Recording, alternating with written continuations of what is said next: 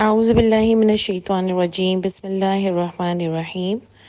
جی کل ہم نے سورہ بقرہ کی آیت نمبر 117 تک کیا تھا، اور دیکھیں اللہ تعالیٰ نے اپنی عظمت ہم کو سمجھائی تھی۔ اگر ہماری سمجھ آتی ہے، اگر ہمارے اندر اترتی ہے، تو اللہ تعالیٰ نے ہم کو بہت پیارا لیکچر دیا ہے یہاں پر کہ ہم اپنے ایمان کو کیسے خالص کریں اور کیسے پیور کریں، اور کیسے اللہ کے سوا کوئی نہیں ہے جو ہماری مدد کر سکتا ہے، جو ہمارا دوست بن سکتا ہے، جو ہمارے کام بنا سکتا ہے۔ کیونکہ آپ نے شروع سے دیکھا کہ جادو کی بات ہوئی، وہاں پر بھی اللہ تعالیٰ نے بتایا کہ کسی کا کوئی اختیار نہیں ہے کہ وہ کوئی کچھ کر سکے، وہ کچھ نہیں بگاڑ سکتے جتنا بھی جادو کر لیں۔ حالانکہ جادو ہوتا ہے، لیکن کوئی انسان کے اندر اتنی طاقت نہیں ہے کہ وہ کسی کا کچھ بگاڑ سکے، اور جادو انسان کا کچھ نہیں بگاڑ سکتا۔ یعنی ایک علم ہوتا ہے لیکن وہ کر کچھ نہیں سکتا، جیسے ستاروں کا علم ہوتا ہے نا، وہ لوگوں کے پاس ہوتا ہوگا لیکن وہ اللہ سے آگے کوئی چیز نہیں ہے۔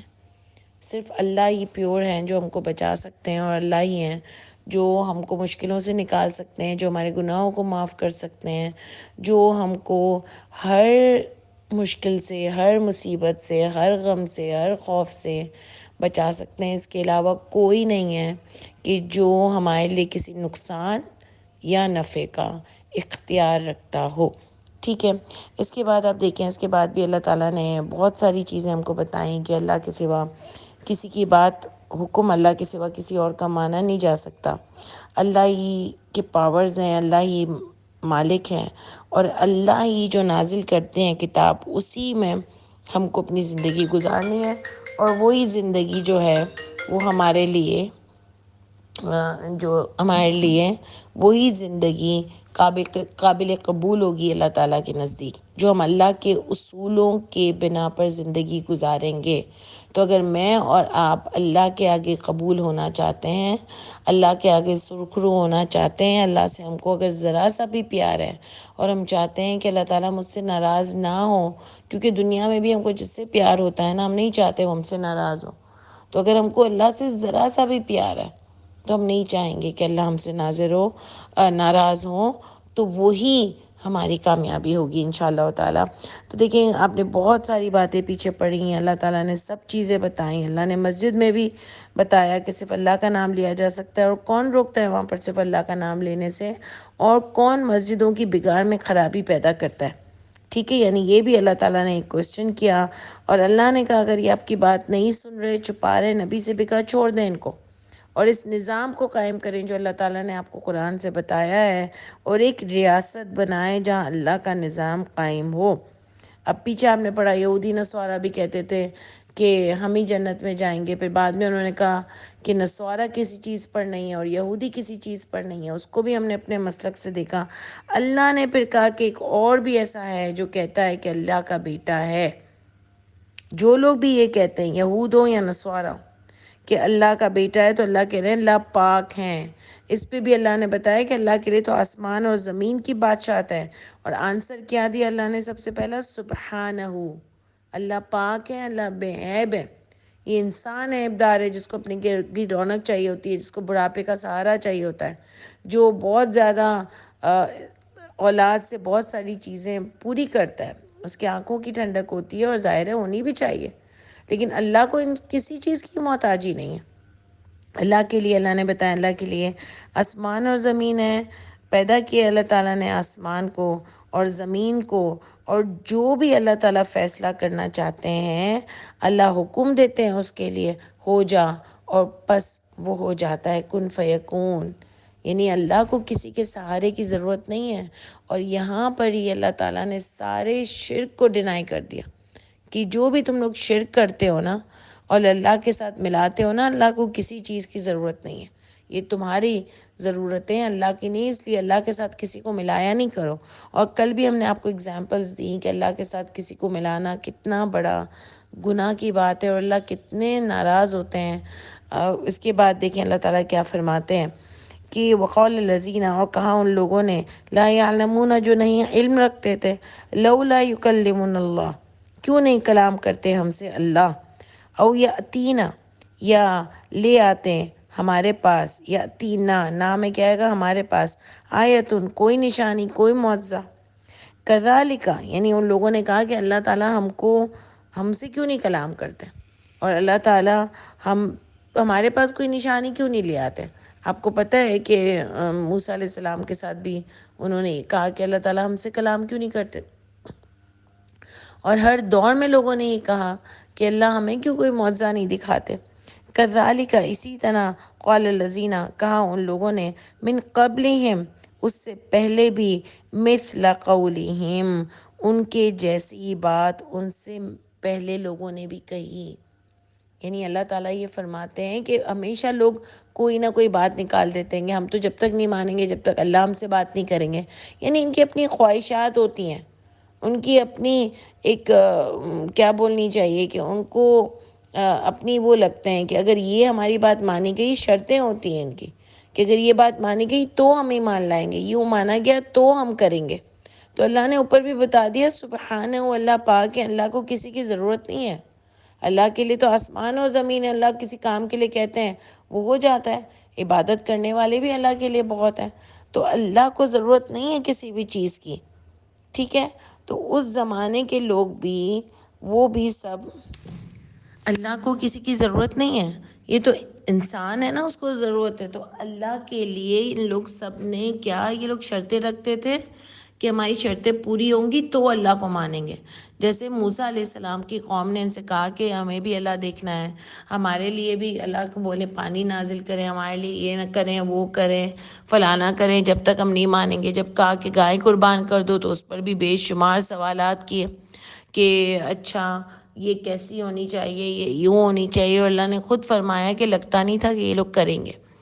تو اس کا مطلب جب انسان کو اللہ کو ماننا نہیں ہوتا نا تو وہ بہت ساری کہانیاں کرتا ہے، بہت سارے عذر پیش کرتا ہے، بہت ساری فضولیات کرتا ہے، کیونکہ اس کو اللہ تعالیٰ کو ماننا ہی نہیں ہوتا ہے۔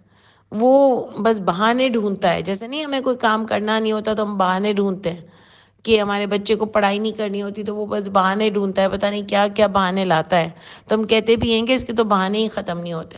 ایگزیکٹلی وہی صورت ہماری ہے۔ یہ اللہ تعالیٰ انسانوں کی بات کریں کہ جب اس کو کوئی بات ماننی نہیں ہوتی ہے نا تو وہ لاکھ بہانے لاتا ہے، یوں کیوں نہیں ہوا، مجھے بھی اللہ دیکھنا ہے، میرے ساتھ بھی یہ کیوں نہیں ہوا، کیا ان لوگوں کو سمجھ نہیں آتی۔ آج بھی جب آپ لوگوں کے پاس قرآن لے کر جاؤ تو وہ بہت سارے عذر پیش کرتے ہیں کہ اچھا تو ان لوگ کو پتہ کیوں نہیں چلا، تو پہلے کے اتنے علم والے لوگ تھے ان کو پتہ کیوں نہیں چلا۔ بھائی اتنے سوالات کیوں کر رہے ہو؟ اللہ کی بات ماننی ہے تو مانو نا، اگر نہیں ماننی ہے تو سرے سے کہہ دو نا کہ ہم کو اپنی مرضی پسند ہے، ہم کو اپنا مسلک پسند ہے، اللہ چاہے کچھ بھی بول رہے ہو۔ بیکار کی دوسری باتیں نہیں کیا کرو نا۔ جیسے ایک کوئی گروپ ہے، ان سے ہم نے کہا کہ یہ سب تو چیزیں صحیح نہیں ہوتی جو اتنی پرانی شان نزول بتاتے ہیں اور دوسری چیزیں بتاتے ہیں، تو انہوں نے کہا آپ کو کیسے پتہ چلا؟ تو ہم نے کہا آپ کو کیسے پتہ چلا کہ صحیح ہے؟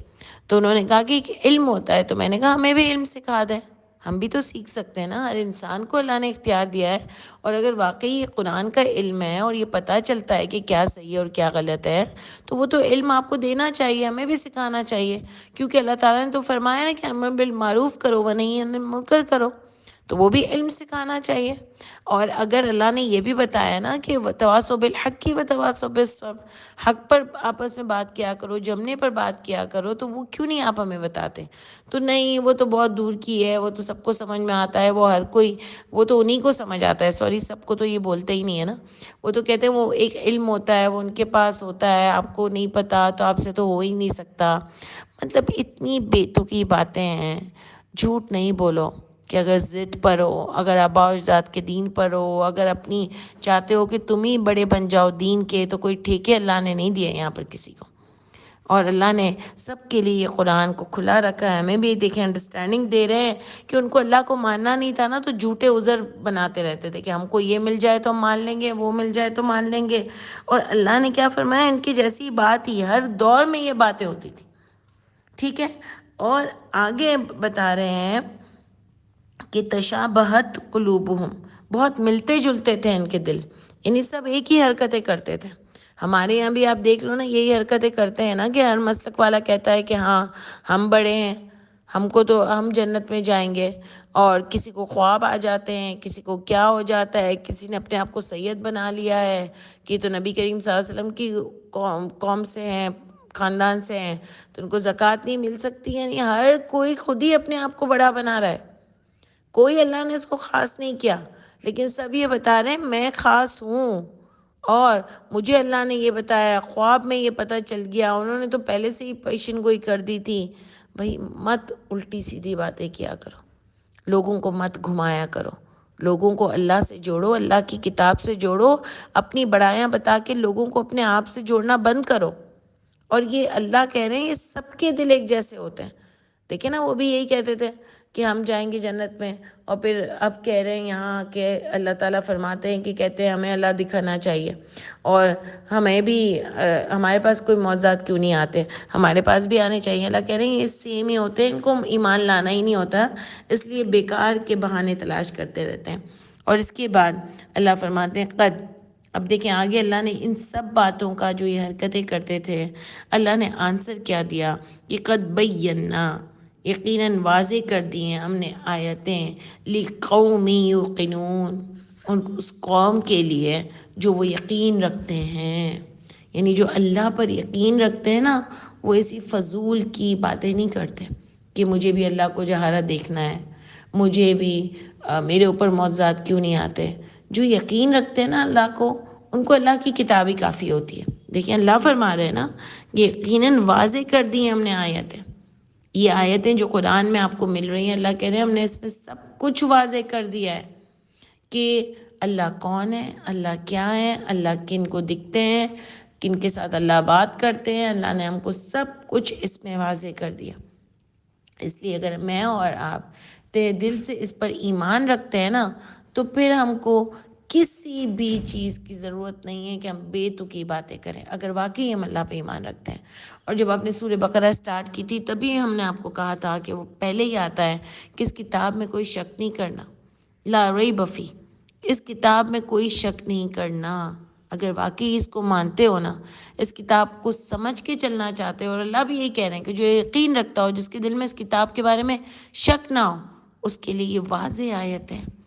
وہ اس کو سن لے گا، اس کو سمجھ لے گا، اللہ پر یقین کرے گا، اور اس کے حکم کے مطابق زندگی گزارے گا، اور اس کو پتہ ہوگا کہ یہی چیز مجھے کامیابی دے سکتی ہے.